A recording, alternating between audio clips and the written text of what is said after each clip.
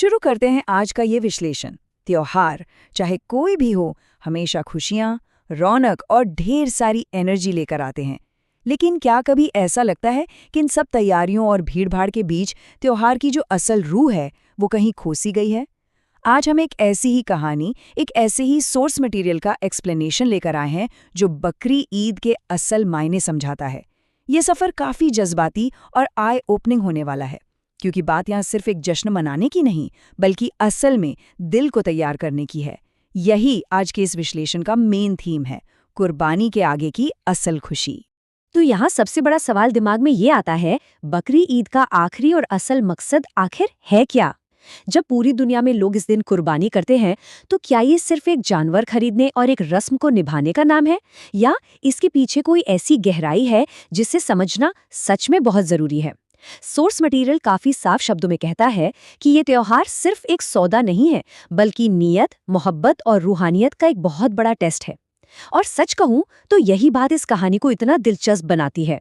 पहला हिस्सा, अहमद की गलती और जश्न का भ्रम। चलिए मिलिए 22 साल के एक लड़के अहमद से और उसकी कहानी से इस पॉइंट को समझते हैं। आज के टाइम में त्योहारों का मतलब अक्सर थोड़ा शो ऑफ बनकर रह गया है ना? नए कपड़े, दोस्तों के साथ चिल करना और हाँ, ढेरों सेल्फीज। बिल्कुल यही अहमद का फोकस था। जब उसके दादा जान उससे तैयारी के बारे में पूछते हैं तो वो बस कैजुअली हंसकर कहता है, बस बकरा ही तो खरीदना होता है। लेकिन इस पूरी चमक दमक के चक्कर में अहमद असल सच्चाई को बिल्कुल मिस कर रहा था। वो सच्चाई है नीयत की पाकी और रूहानी मोहब्बत, जिसके बिना सिर्फ बाजार से एक बकरा ले आना काफी नहीं होता। दादा जान का वो मुस्कुराना और ये कहना एक बहुत बड़ा हिंट था कि दिखावे और असल मकसद के बीच एक बहुत लंबा फासला है। दूसरा हिस्सा, दादा जान की नसीहत और मस्जिद के आंगन की सीख। इस शोर शराबे से दूर दादा जान अहमद को मस्जिद के शांत आंगन में ले जाते हैं, और यहाँ से शुरू होता है अहमद के भ्रम का टूटना। यहाँ दादा जान एक ऐसी बात कहते हैं जो पूरा नजरिया ही बदल कर रख देती है। वो कहते हैं, कुर्बानी सिर्फ गोश्त बांटने के लिए नहीं होती, ये तो अल्लाह के लिए अपनी मोहब्बत दिखाने का एक जरिया है। ये लाइन अपने आप में कितनी पावरफुल है। ये बताती है कि जो काम बाहर से सिर्फ एक फिजिकल टास्क लगता है, वो असल में अंदर की मोहब्बत और समर्पण का सबूत है। बात किसी जानवर की हो ही नहीं रही है, बात दिल के जज्बात की हो रही है। ये सोच त्योहार के मकसद को बाजार की भीड़ से निकालकर सीधा इंसान के दिल तक ले आती है। इस खूबसूरत सीख के बाद दादा जान कुर्बानी की तैयारी के 5 अहम नियम बताते हैं। और ध्यान दीजिए, ये कोई मामूली रस्में नहीं है, बल्कि रूहानी तैयारी का एक पूरा रोड मैप है। ये ऐसे रूल्स हैं जो त्योहार मनाने के तरीके को कंप्लीटली बदल सकते हैं। चलिए इन 5 नियमों को एक एक करके समझते हैं। पहला नियम है तौबा, यानी माफी मांगना। दादा जान समझाते हैं कि सबसे पहले और सबसे जरूरी काम अपने दिल को साफ करना है। इसका सीधा सा मतलब है अपनी गलतियों को मानना और नियमित रूप से इबादत करना। ये सुनकर अहमद को अंदर तक एक झटका सा लगता है। क्यों? क्योंकि उसे अचानक याद आता है कि वो तो अक्सर अपनी डेली की नमाजें ही मिस कर देता था। ये मोमेंट दिखाता है कि कुर्बानी कबूल होने की सबसे पहली शर्त एक पाक साफ दिल और अपनी गलतियों का एहसास होना है। दूसरा अहम नियम जुड़ा है रोजी रोटी की पाकीगी से। कुर्बानी का जानवर 100% हलाल, यानी ईमानदारी और जायज़ तरीके से कमाए गए पैसों से ही खरीदा जाना चाहिए। इसका असर बहुत गहरा है। ये हमें बताता है कि रूहानियत और आर्थिक ईमानदारी आपस में जुड़े हुए हैं।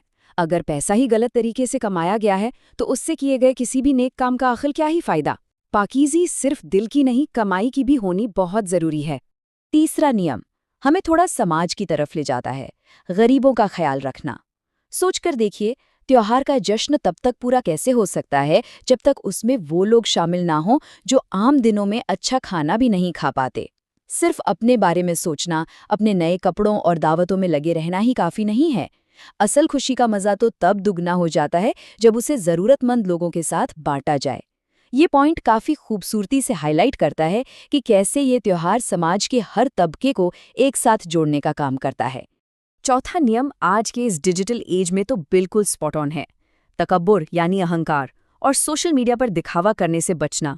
ये सुनते ही अहमद को तुरंत अपनी वो सारी सेल्फीज याद आ जाती हैं जो उसने बिना सोचे समझे बस पोस्ट करने के लिए खींची थीं।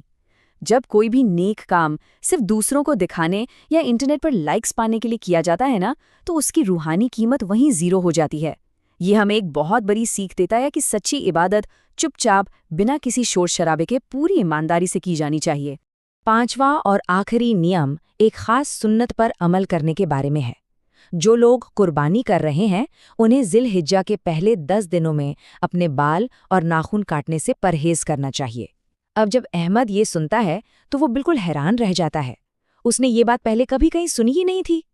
ये सिर्फ एक रूल नहीं है, बल्कि समर्पण और सादगी को अपनाने का एक तरीका है जो त्योहार से कई दिन पहले ही इंसान को रूहानी तैयारी में डीप लेवल पर जोड़ देता है। तीसरा हिस्सा, अहमद की बदलती जिंदगी, एक नई जागरूकता। दादा जान की इन बातों ने अहमद के दिल पर बहुत ही गहरा असर किया। एक ऐसी जागरूकता आई जिसने उसकी सोच और काम दोनों को पूरी तरह से बदल कर रख दिया।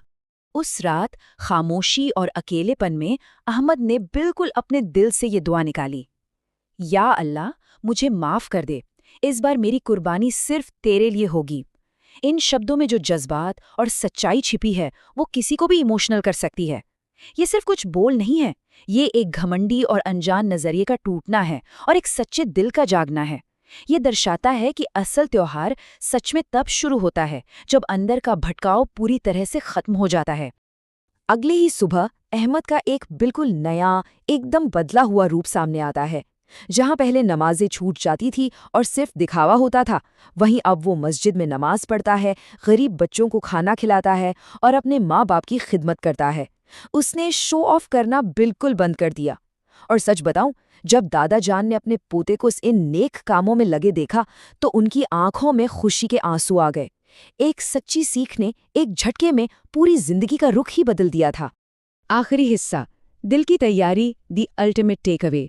इस पूरे विश्लेषण से एक बहुत ही साफ निष्कर्ष निकलता है जो किसी भी त्योहार की असल तैयारी को बखूबी समझाता है। सबसे बड़ा संदेश यही है कि असल कुर्बानी सिर्फ किसी जानवर की नहीं होती, ये अपनी बुरी आदतों की कुर्बानी भी है। अगर दिल साफ है और नीयत सच्ची है तभी कोई इबादत मुकम्मल होती है। त्योहार का मकसद बाजार जाकर सस्ते या महंगे जानवर लाना नहीं है, बल्कि अपने अंदर के घमंड, झूठ और बुराइयों को हमेशा के लिए ख़त्म करना है। अगर दिल पहले से तैयार है ना, तो हर अमल कबूल हो जाता है। और अब आखिर में ये एक्सप्लेनर हमारे आगे एक काफ़ी गहरा सवाल छोड़ जाता है। क्या इस ईद पर दिल सच में तैयार है? देखिए, त्योहार तो हर साल आते रहेंगे, बाहरी तैयारियां, कपड़े, दावतें भी होती रहेंगी, लेकिन क्या रूहानी तौर पर वो तैयारी मुकम्मल है? इस विश्लेषण ने काफ़ी खूबसूरती से ये दिखाया है कि बिना दिल की सफाई के कोई त्योहार पूरा नहीं होता। ये डेफिनेटली एक ऐसी बात है जिस पर हम सबको बहुत गहराई से सोचना चाहिए। आज के इस एक्सप्लेनर में बस इतना ही।